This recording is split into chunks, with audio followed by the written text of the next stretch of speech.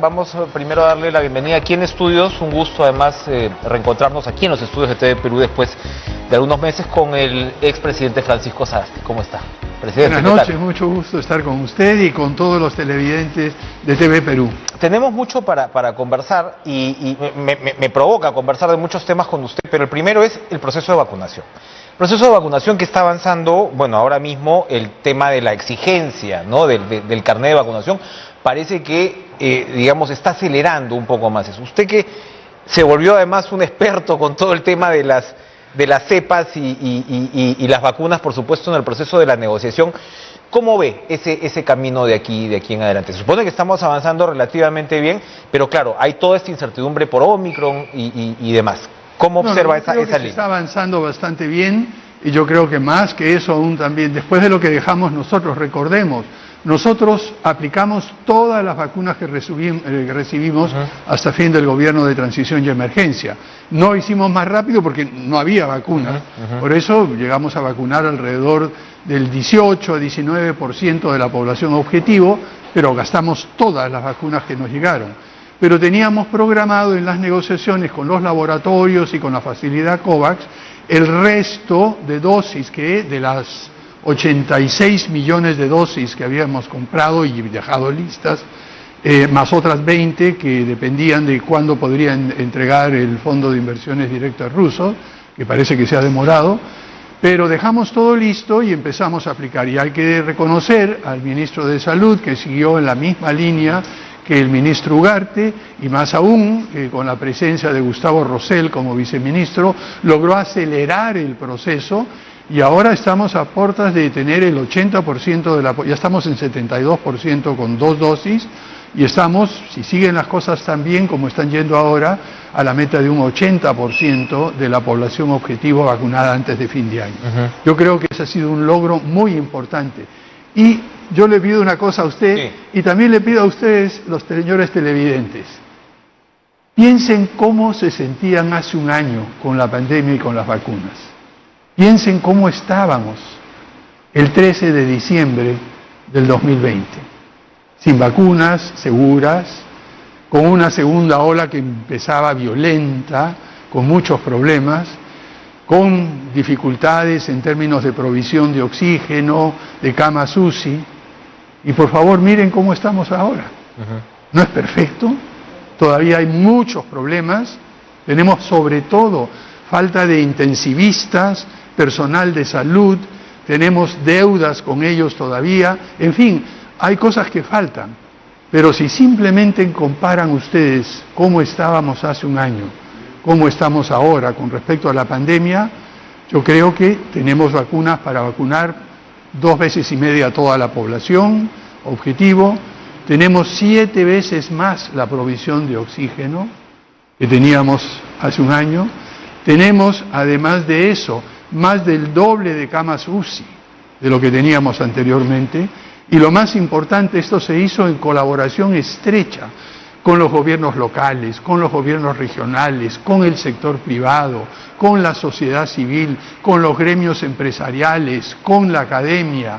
Es decir, fue un esfuerzo que creo que todos los peruanos podemos sentirnos, sí, orgullosos quizá, pero por lo menos contentos de que en situaciones extremadamente difíciles nuestra sociedad en conjunto logró unirse para un objetivo que lo estamos viendo ahora realizado. Bien importante ese referente. Conversaba hace algunos días con el doctor Ugarte precisamente y él remarcaba eso, ¿no? Una y otra vez, cómo fue el papel de la empresa privada ahí, cómo fue en su momento el papel de la academia y efectivamente el de los gobiernos subnacionales a la hora de implementar el proceso en sí de la vacunación. ¿Se acuerda usted del debate un tanto absurdo? Ya lo vemos ahora cuando se querían importar vacunas por parte de las empresas, ¿no? Y el propio sector privado se dio cuenta que eso no iba a ser posible. Nadie les prohibía, pero ningún laboratorio iba a negociar por temas de volumen y de escala.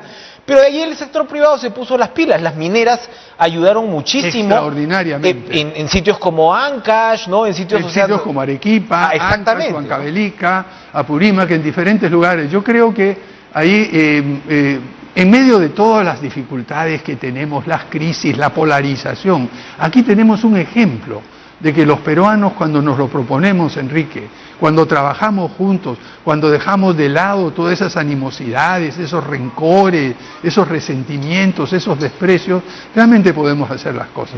Y aquí hay que darle realmente un reconocimiento muy especial a todo el personal de salud, de las diferentes partes de nuestro sistema de salud, el Ministerio de Salud, la sanidad policial, la sanidad de las Fuerzas Armadas, el sector privado, los médicos, porque todos hemos hecho juntos esto. Y lo único que se necesitaba es encauzar las cosas, y creo que eso lo logramos negociando y consiguiendo vacunas, avanzando, y lo más importante creo es demostrándonos a nosotros mismos, como peruanos y peruanas, que cuando nos proponemos hacer algo en conjunto, dejando de lado todas estas animosidades y rivalidades, sí salimos adelante. Imagínese lo que podría hacerse, Enrique, en otros campos. Por supuesto. Con este mismo propósito, con ese mismo entusiasmo. Y eso tampoco hay que dejar de darse cuenta y reconocer que hubo personas que cuestionaron el proceso, que decían que la vacuna tal o cual era agüita, que no se debían vacunar, en fin, de todas estas cosas que podían traer.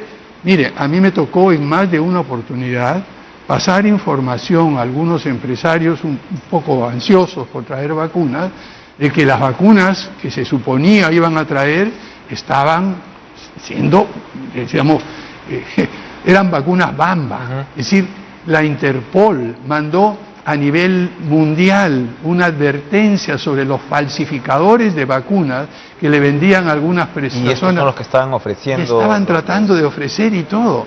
No, tuve que hacer eso con algunos, incluso amigos, empresarios, ¿no? Que me decían, oye, pero tienes que dejarnos. Y yo digo, no van a poder hacerlo, nadie le está vendiendo al sector privado. No, es que a mí sí me vende.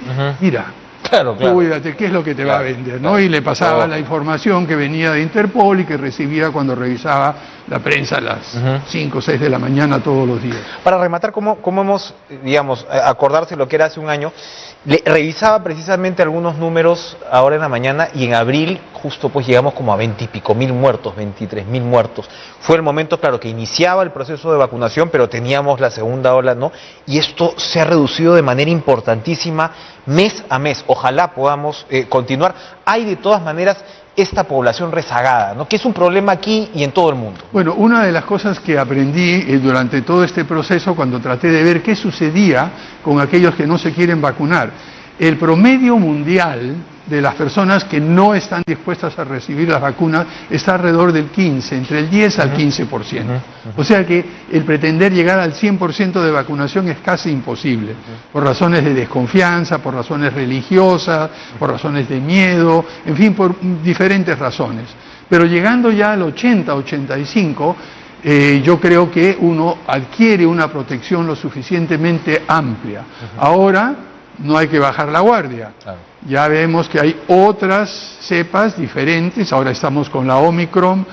La información que viene de Omicron, de acuerdo a mis fuentes de amigos y expertos que conozco, es mixta. Es mucho más contagiosa, pero no se sabe si es más dañina, si es más letal.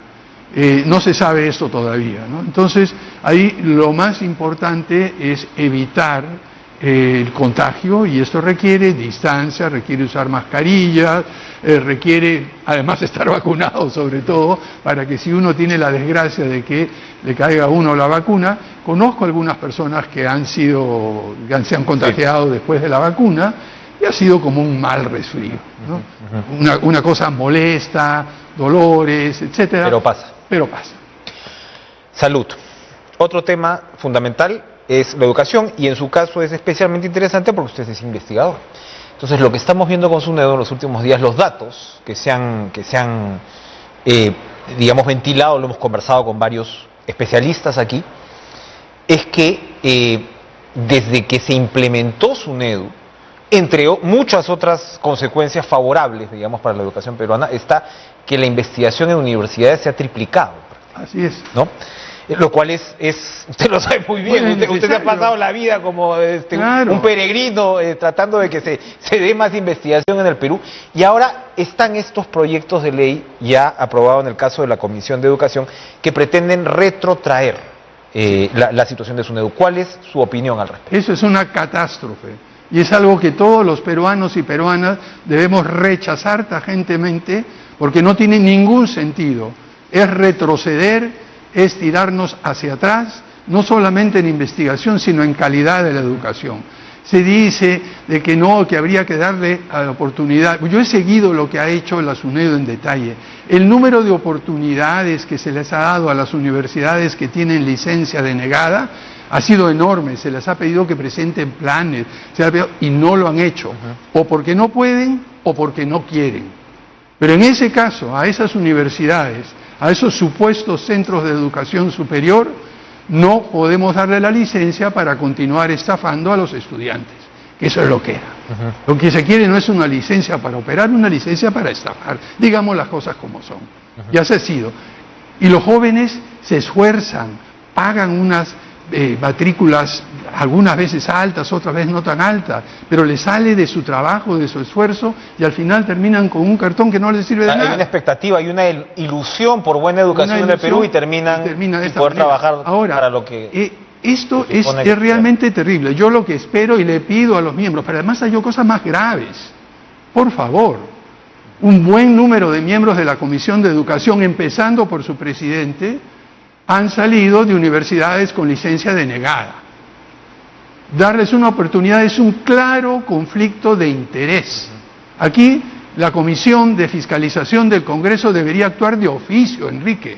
No puede ser que 8 miembros o más de la Comisión de Educación provengan de estas universidades con licencia denegada hasta 12 y luego quieran ponerlo. Y no solo eso, sino además que quieran volver atrás con el esquema de la Asamblea Nacional de Rectores, poniendo a los propios representantes de las universidades a fiscalizarse a sí mismos. Ya vimos lo que eso hizo venirse abajo todo lo que fue la educación superior, con algunas honrosas excepciones, y no podemos realmente continuar o volver a ese esquema que dio origen a las universidades Bamba. Pero perdón, Enrique, hay una cosa que se dice, no, que las universidades no están representadas en el Consejo Directivo. Falso. Hay un representante mire, aquí tengo los requisitos que se requiere para ser miembro del Consejo Directivo. 10 años de experiencia. No, también se los quieren bajar. Hay un proyecto de ley para que ya no necesiten doctorado. ¿Qué es eso, por Dios? Queremos poner a gente. Miren, las universidades y la educación superior se trata de obtener y alcanzar la excelencia, no generalizar la mediocridad. Yo he sido testigo, y mi track record a lo largo del tiempo es en esto.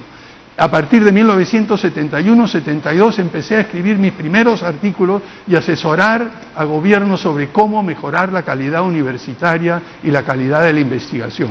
En los años 80 estuve en China cuando tenían 0 casi, y fui secretario de una reunión entre el Comité Estatal de Ciencia y Tecnología de China y la Federación Internacional de Institutos de Estudios Avanzados, donde se vio cuál era el camino que iba a seguir China, y lo ha hecho. Estuve en Singapur, estuve asesorando al gobierno de Vietnam, y he visto cómo ha dado un salto. Y aquí estamos tratando de ir al revés. Que a partir de pequeños intereses o de intereses mezquinos y de robar y de la... Por favor, eso realmente es...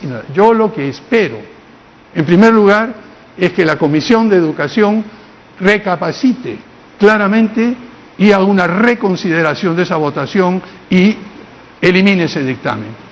Si por desgracia eso no pasa, y ya los veremos a todos estos señores con conflicto de interés allí, yo espero que el Pleno no apruebe esto. Y si por desgracia se aprueba en el Pleno, habría que exigirle al presidente Castillo que observe claramente esa ley. Yo creo que todas las personas de buena voluntad que estamos interesados en el desarrollo de la ciencia, la tecnología, la educación superior en nuestro país, tenemos que plantearle esa exigencia en caso de que todo esto llevara a una ley aprobada por el Congreso, que espero que no sea el caso así. Y como digo, me he pasado la mayor parte de mi vida en este tema y algo tengo que decir. Tengo una 30 de libros escritos sobre este tema y algo sé. Y lo que estamos haciendo en el Perú es una barbaridad que no debe ser aceptada. Vamos a una pausa, regresamos con el expresidente Francisco Sagasti.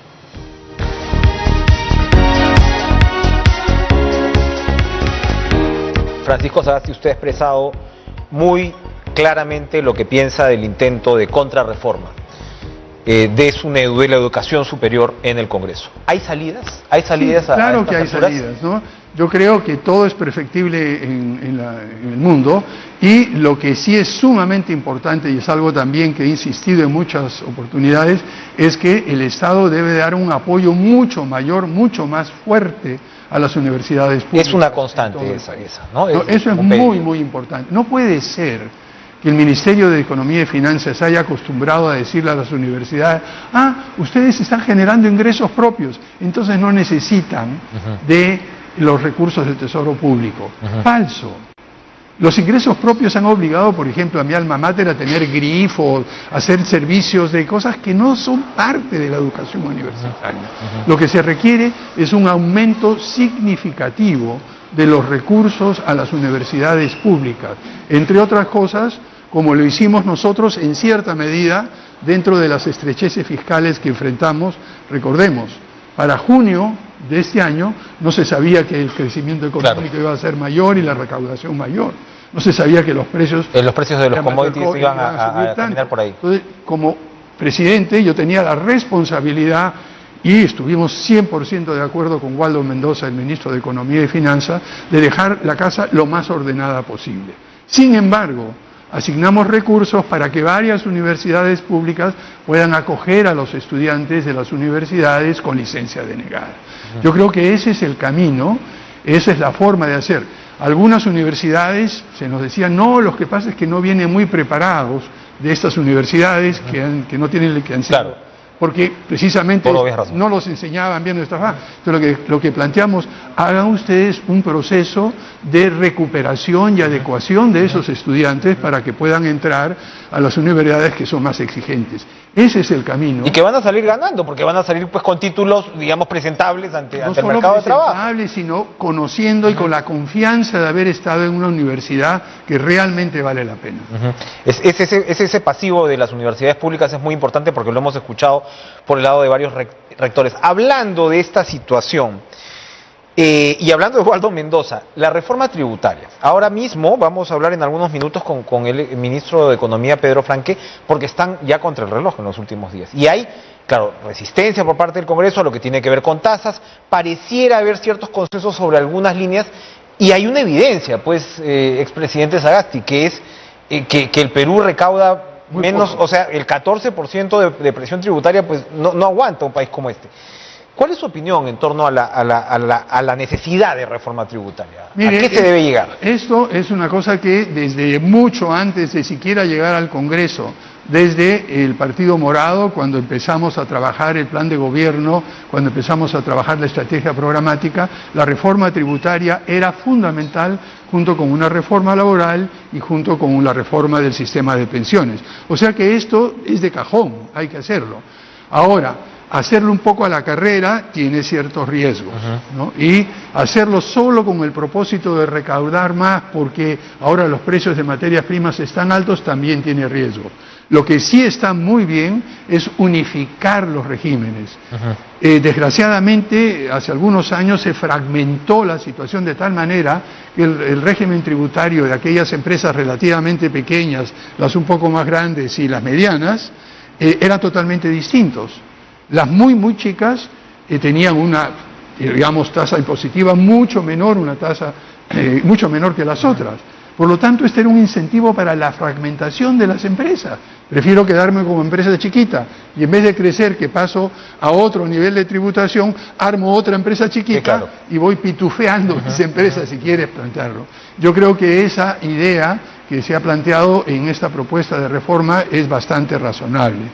Lo que va a haber que ver también es cómo está la situación internacional, cómo podemos hacer con el régimen tributario para no salirlos y no perder competitividad, pero también mirar otras cosas. Todo el mundo fija la tasa de ella, pero también hay otros factores, por ejemplo, la depreciación acelerada, los ritmos de depreciación de los activos fijos, de las inversiones. Entonces, todo esto está amarrado y requiere una discusión técnica muy a fondo.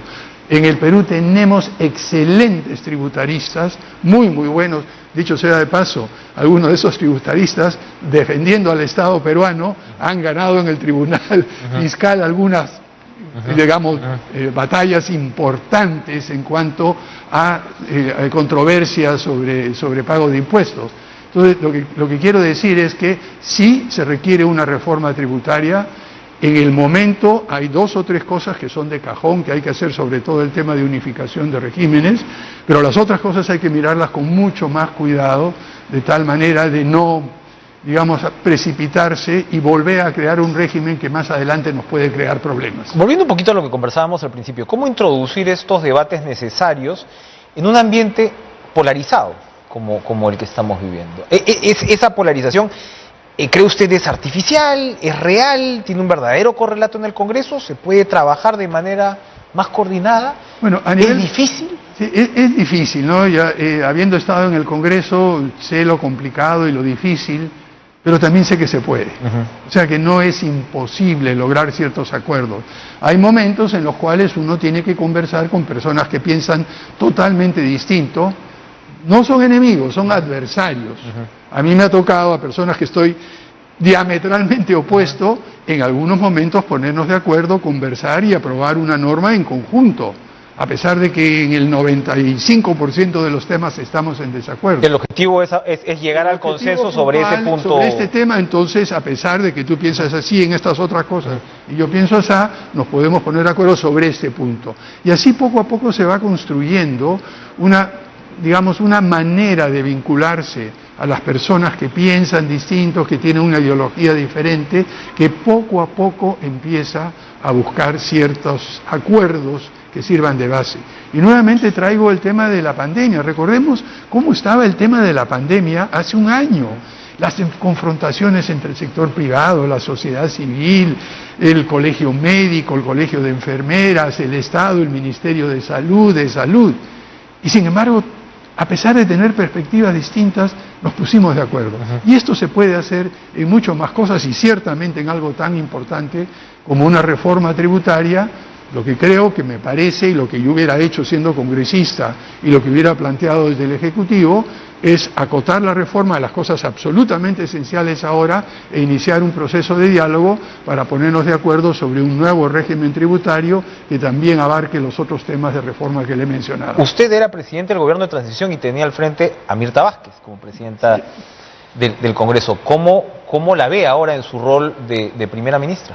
Bueno, veo que tiene una amplia experiencia. Yo creo que el señor presidente de la República tomó una decisión acertada al poner una persona que tiene experiencia dialogante, que tiene ciertos planteamientos y puntos de vista perfectamente claros y establecidos a lo largo de toda su carrera en términos de defensa de los derechos humanos, en términos de apoyos sociales, en temas de medio ambiente. Y eso es muy positivo porque todos sabemos cómo actúa y cómo piensa. Eso me parece esencial.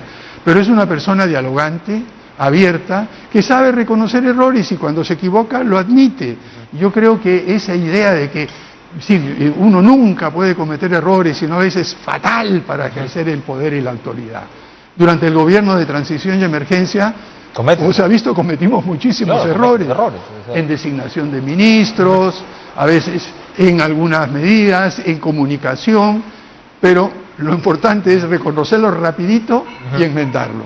Nadie es perfecto. ¿Qué es lo que dicen que todavía le está faltando al presidente Castillo? Hay todavía algunas designaciones. El propio presidente está en problemas por el tema de Bruno Pacheco, ¿no? Su exsecretario ya lo cambió. Pero hay ministros, ¿no?, sobre los cuales hay todavía controversias: educación, transportes y comunicaciones. Usted conversó hace algunos días con el presidente, no le voy a pedir ser infidente, pero me imagino que el señor Castillo, el presidente Castillo, habrán pues podido hablar, porque buena parte de este meollo es cómo designas a tus ministros y a tus equipos. Sí, absolutamente, ¿no? Y ahí lo que yo le dije desde el primer momento, y se lo repetí en varias oportunidades, que yo no estaba ahí para dar consejos, yo no soy asesor ni consejero, que lo único que podía hacer es contarle la experiencia nuestra, y que él obtuviera las conclusiones y sacar, y así lo hicimos. Y me hizo preguntas sumamente interesantes sobre designación de ministros, sobre cómo operar.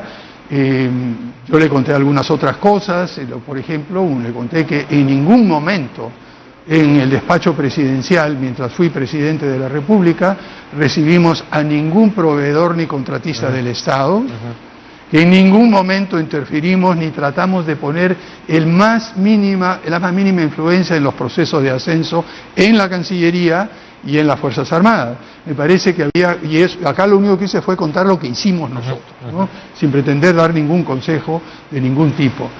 Desgraciadamente, como lo he dicho en otras oportunidades, todo este proceso electoral en la segunda vuelta fue tan controvertido que en vez de tener 6 semanas, que es lo normal, para hacer una transferencia de mando entre un presidente saliente y un presidente entrante, que nos hubiera dado tiempo para conversar en profundidad muchas cosas, tuvimos 6 días, y los últimos 6 días en la cual todo era una vorágine, ¿no?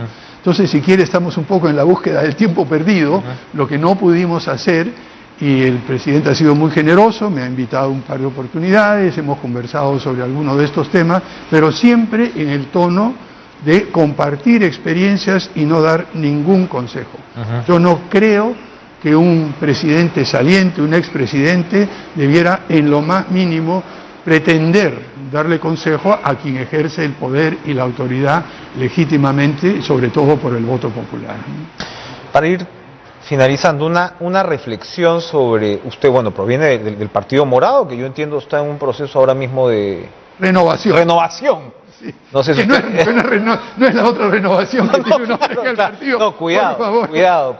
Si ahora hay términos con los que hay que tener cuidado, las resistencias, ¿no? Y ese tipo de... ¿no? Digamos, un proceso de regeneración. No, ya, sí, para ser más específico. ¿Usted sigue vinculado a ese proceso de regeneración? Yo soy militante y nunca he dejado de ser militante. Lo que he dicho con toda claridad en el Partido Morado, que no voy a asumir ningún cargo electoral ni nada, no pienso ser candidato absolutamente a nada, ni a elecciones nacionales, ni regionales, ni municipales, ni internas. No se va a presentar Francisco Sagasti a un cargo de designación popular. Yo ya cumplí con esa tarea, lo hice lo mejor que pude poniendo todo mi esfuerzo, pero ahora, y lo que estoy ahora, hay otras tareas, ¿no? Y la tarea en que estoy involucrado ahora, gracias a la hospitalidad del Instituto de Estudios Peruanos y de la Universidad del Pacífico, he vuelto a mis actividades académicas. Estoy haciendo un proyecto que es bien interesante, Enrique.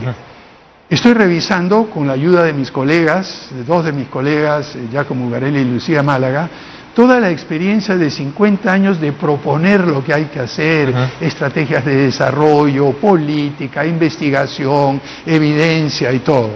Con los 5 años de política activa, apoyando en la construcción del Partido Morado, siendo congresista y luego a cargo del Poder Ejecutivo.